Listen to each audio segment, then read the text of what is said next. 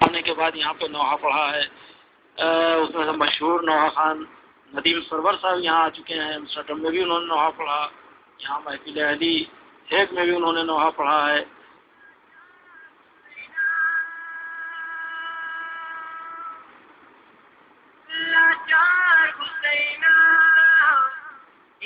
شب ماتم حسینہ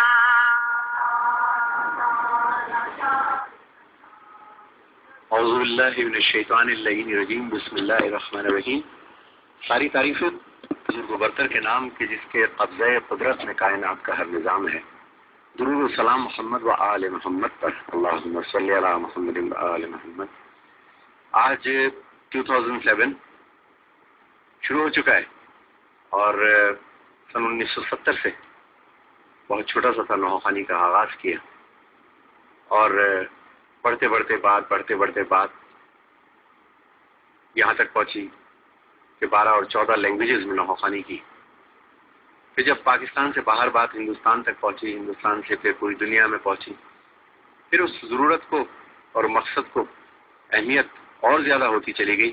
کہ یہ واقعی اللہ نے مجھ کو ایک اہم منصب سونپا ہے، لہذا اس منصب کی ذمہ داری سمجھتے ہوئے میں نے ہمیشہ اس بات کا خیال کیا کہ مختلف زبانوں میں نوحہ خوانی کروں، جیسے پشتو زبان ہے، گجراتی زبان ہے، سواحلی زبان ہے، انگلش ہے، فرینچ ہے، سندھی ہے، عربک ہے، فارسی ہے، اور سرائکی ہے، پنجابی ہے، پوروی زبان ہے، کیونکہ جہاں جہاں عزاداری حسین ہے، اس وقت میں سمجھتا ہوں کہ کوئی زبان ایسی دنیا کی نہیں ہے کہ جس میں عزاداری حسین جاری نہ ہو، اور لہذا اس کی ضرورت ہم نے محسوس کی میں پرسنلی کہ میں ہر طرح کے نوحے پڑھوں۔ ابھی یہ نوحے پوری دنیا میں پھیلے، تو جیسے باقر زئی صاحب نے ابھی سوال کیا کہ یورپ کا کیا وہ ہے آپ کے، تو یورپ کے لیے یہ تھا کہ جب میں یورپ میں گیا ہوں تو میں نے دیکھا کہ وہاں کے بچوں میں اتنا زیادہ رجحان نوحہ خوانی کی طرف ہے کہ سب سے بڑی جو میری ایک چھوٹی سی کامیابی تھی مولا کے حضور میں وہ یہ تھی کہ دنیا بھر میں جہاں جہاں جاتا ہوں لوگ اپنے بچوں کو انٹروڈکشن کراتے ہیں کہ یہ نوحہ پڑھتے ہیں بالکل آپ کے انداز میں، یہ ہمارے ندیم سرور ہے، یہ ہمارے یہاں نوحہ خوان ہے، تو مجھے بڑی تقویت ہوتی تھی کہ مولا آپ نے میرے کام کو قبول کیا۔ اور پھر اس کی ٹیم ورک جو تھی، جیسے کہ 1986 میں میرے ساتھ ریحان اعظمی کی ٹیم بنی، اور وہ ٹیم اتنی منظور تھی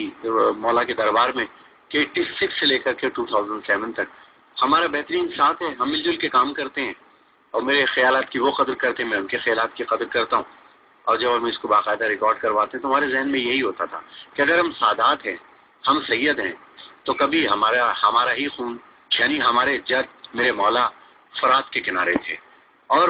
یہ نسل در نسل ایک پیغام جو مولا حسین کا چلا آ رہا ہے پوری دنیا کے لیے، امن کا، نیکی کا، پیار کا، بس اس پہ ہماری ہمیشہ توجہ رہتی ہے کہ جہاں بھی کریں امام حسین کا پیغام جو پیار کا پیغام ہے وہ پوری دنیا میں کر سکیں۔ میری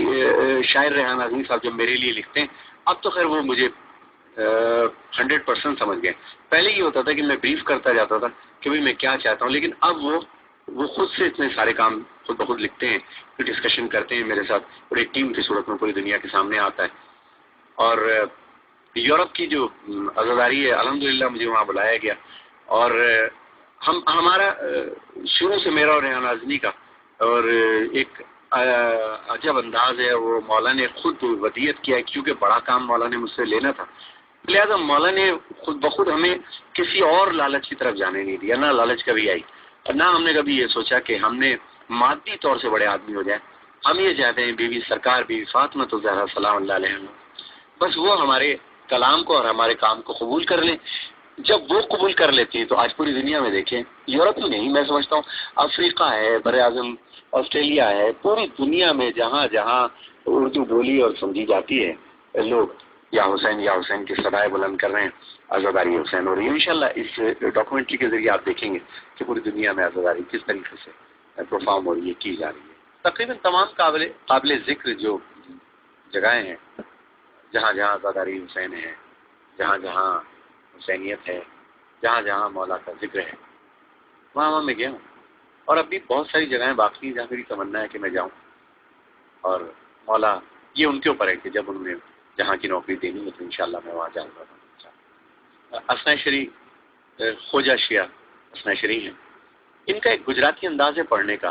جیسے زنجیبار ہے ان کا ٹریڈیشنل انداز ہے، اور مڈغاسکر میں تلیار ہے، مرنڈاوا ہے، مجونگا ہے، انترناناریو ہے۔ یہاں کے لوگ ذرا ڈفرینٹ انداز میں نوخوانی کرتے ہیں، ان کی بولنے کا انداز ڈفرینٹ ہوتا ہے، یا حسین کہنے کا انداز ہوتا ہے، بی بی زینب سرکار کا نام لینے کا ڈفرینٹ انداز ہوتا ہے، تو پولائٹ میں نے آپ میرے نوخوانوں میں دیکھیے گا، جیسے غازی علم تیرا اونچا رہے گا، جب اس میں ایک آتا ہے غازی علم تیرا اونچا رہے گا سین یا حسین سین شاہ سین یا حسین سین شاہ سین یا حسین، تو یہ دارالسلام افریقہ میں جو کنورٹ ہوئے بہت سارے کالے شیعہ ہوئے، تو وہ کالے لوگ جو ہوتے ہیں جو اپنے آپ کو قوم بلال کہتے ہیں، کہ جس وقت وہ یہ کلام اب میرا پڑھتے ہیں اور ان کو ٹریڈیشن ایک طریقے سے بنا لیا ہے، لیکن یہ سیکھا میں نے وہیں سے تھا، تو جو بہت ساری چیزیں جب میں ٹریڈیشنلی جا کر کے وہاں پہ سیکھتا ہوں ان کو اپنی نوخوانی کے اندر لے کر کے آتا ہوں، اور یہ واقعی جو آپ نے سوال کیا کہ کیا نئی بات دیکھی، جو نئی بات دیکھتا ہے وہ میرے نوخوانی میں ضرور دیکھا، بل من المیدان خالی و بلا وا حسین ای وا حسین، یہ بشہری ماتم کراتا ہے، سرکل ماتم کراتا ہے، ایران کا سرکل ماتم ہوتا ہے، کوئٹہ کے لوگ کس طرح ماتم کرتے ہیں، ڈفرینٹ ہے، پشتو ہر جگہ کی ایک نہیں ہے، پشاور کی الگ ہے اور کوئٹہ کی الگ ہے، فارسی ہر جگہ کی ایک نہیں ہے، کوئٹہ کی الگ ہے، افغانستان کی الگ ہے، ایران کی الگ بولنے میں، پشاور کی الگ بولنے میں، مطلب انداز مختلف ہو جاتے ہیں، تو میں جب بھی پڑھتا ہوں تو میں اگر فارسی پڑھوں گا تو میں کوشش یہ کرتا ہوں کہ جو پرشین بولتا ہے اس کے جیسے میں پڑھوں، اور جہاں جہاں زداری حسین میں نے دیکھی ہے تو وہ اسی کا رنگ آپ میری نوخوانی میں دیکھتے ہیں، میں کوشش یہی کرتا ہوں کہ جہاں جہاں میں گیا ہوں جو نئی باتیں میں نے دیکھی، خصوصاً میں اب میں ذکر کروں جیسے انگلینڈ کی عزاداری تو خیر دنیا بھر کے مومنین و مومنات وہاں جمع ہیں، اور ہم اور ریان اعظم ہر جگہ تقریباً وہاں پر ماشاء اللہ گئے۔ جرمنی جس دن میں اترا ہوں تو وہاں پر فشتہ میں 32 ایئرس کے بعد ان کو جلوس کا لائسنس ملا، اور میری خوش نصیبی یہ تھی کہ جس دن میں نے وہاں ارائیو کیا ہے، جس دن میں اترا ہوں اسی دن وہ جلوس کا پرمٹ ان کو ملا ہے، اور پہلے جلوس میں